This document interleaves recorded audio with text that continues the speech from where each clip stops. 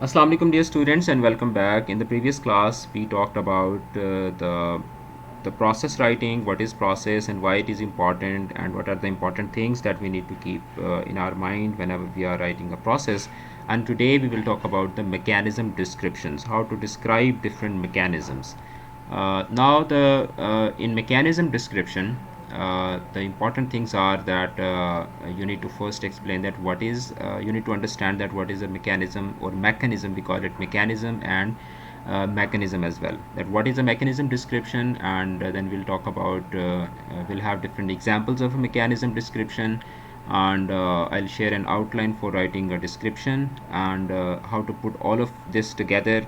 And then I'll share a book with you as well, where you can look at the chapter number 4 for more details. Now technology, it basically involves physical devices which are called the mechanisms, and writing mechanism description, it is a critical ability of an engineer.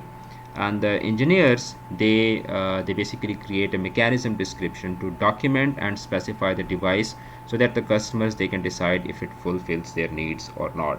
You must have seen this, that even if you buy a smallest accessory or electronic device or a gadget, so there is a manual attached to that, that basically talks about the mechanism of that mechanism of the functioning of that machine.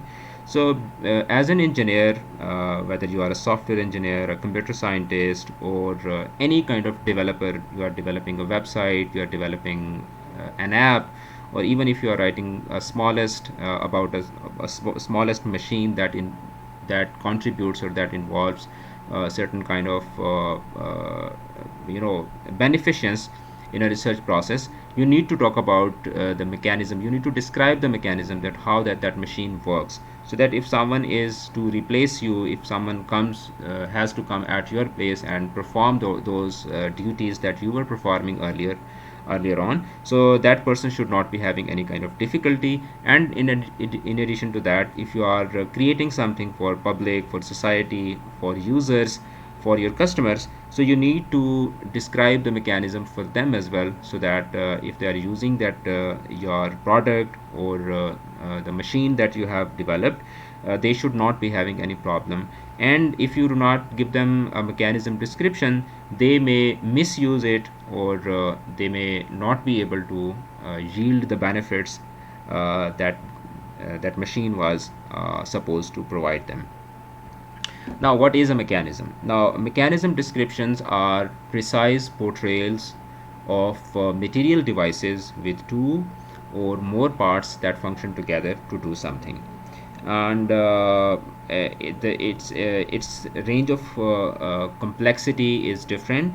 Different machines, they require different kind of mechanisms. Their complexity level is different. For example, a pair of pliers, a bicycle, an automobile, a chat device like Google Home or Amazon Alexa, or an aircraft like the Airbus A380. Now, I've written at least 4 to 5 devices or 4 to 5 machines here, and every machine requires a different level of complexity in terms of its mechanism description.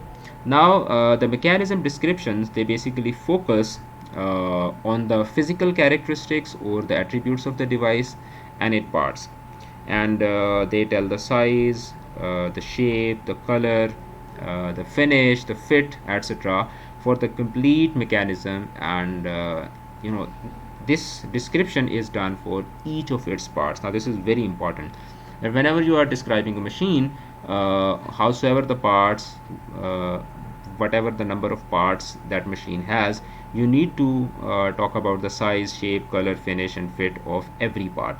And the descriptions, they typically include figures. You may have to draw some diagrams, or you may have to attach some photographs, as we were discussing in the previous lecture. Now, the mechanism descriptions, they may extend to include a more expansive discussion of the function or the theory of operation as well. You may talk about some of the physical phenomena, or some the mechanisms of physics or chemistry that are the underlying principles of the functioning of that product. And when you are giving the description, the theoretical description of that mechanism as well. So that is called the functional mechanism description. So you need to know that. And let's talk about the example of a mechanism description. For example, if you are talking about the internal combustion engine, that is basically an example or an analogy from the mechanical engineering. So first of all, you need to do the mechanism description, the complete engine, about the cylinder head, the block, the valves, the pistons, the crankshaft, etc. And then you need to describe the complete engine. You need to describe the cylinder head, describe the block, and describe the piston, which also has the piston rings, connecting rods, piston rods, and crankshafts, bearings, etc.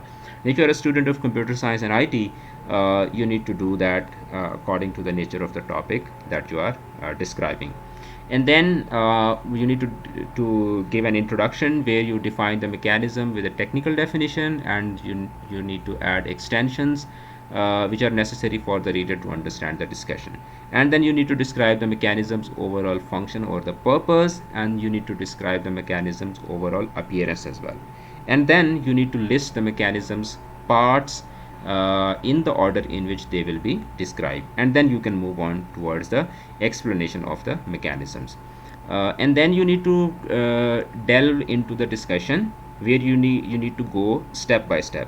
Now step one would be like in step one, first of all you will define the first part with a technical definition. Then you will describe the part's overall function or the purpose in that machine. Then you need to describe the part's shape, the material, etc. And then you need to move to the next part. Now starting from step 2 to it can be 10 steps, 12 steps, as much parts there would be, the same number of steps it would involve.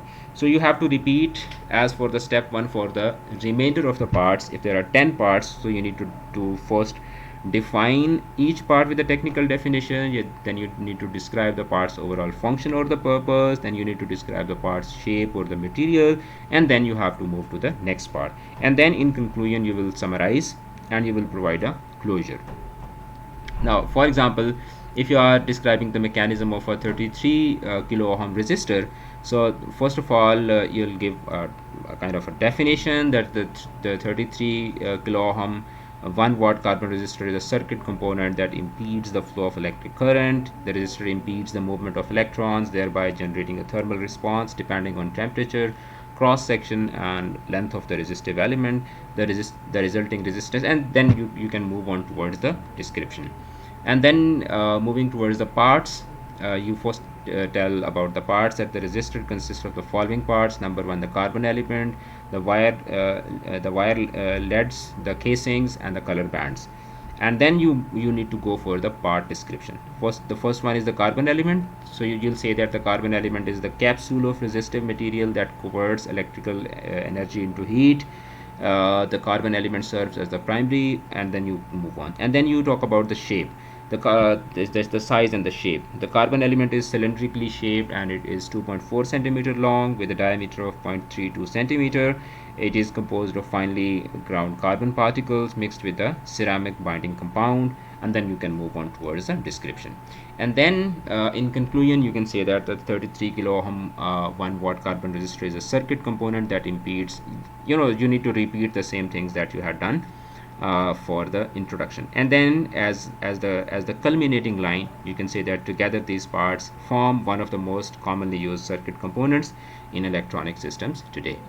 And you can add some visual aids as well, because mechanism descriptions they almost require visual aids, but you need to keep this in your mind that you need to only include visual aids that add to the description. For example, you are writing the description of a basic car. So your figure, if a basic Ford sedan or a Ferrari, so you need to figure it out. Okay, what type of car you need to include in as a visual aid. Now the visual aids, they specifically relate to the text description, and they should be numbered in a sequence as they are referred. And then you need to use the appropriate visual aids, because you'll find a lot of visual aids, and then you have to figure it out. You have to decide that how they are relevant to the description. and how does this relate to the computational mechanisms as well.